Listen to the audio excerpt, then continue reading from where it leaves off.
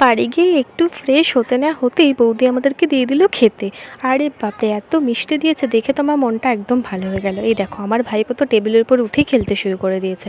এদিকে দেখো কারা এসেছে, কি সুন্দর এরা মনের আনন্দে শুধু উড়ে উড়ে মধু খেয়ে বেড়ায়। আমার জীবনটাও যদি এদের মতন হতো।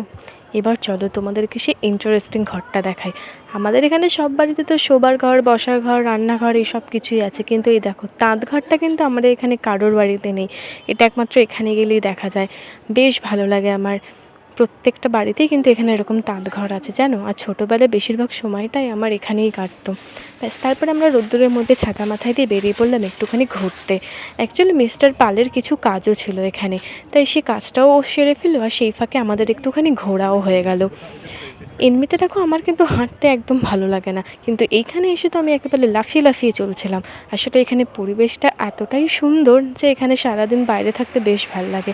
বাড়ি আসতে না আসতে ঝমঝমিয়ে বৃষ্টি শুরু হয়ে গেল, তো আমরা জমিয়ে লাঞ্চটা করে একটু রেস্ট নিয়ে নিলাম। বিকেলবেলা দেখি মিস্টার পাল এখানে মনোযোগ দিয়ে কিছু একটা পর্যবেক্ষণ করছে। তো আমি গিয়ে একটু দেখলাম, কিন্তু আমার ছোটো ছোটো চোখ সেটা আর খুঁজে পেল না ও কী দেখছিল। অবশেষে ব্যাগ ট্যাগ গুছিয়ে সবাইকে বাই বাই করে আমরা বেরিয়ে পড়লাম বাড়ির উদ্দেশ্যে।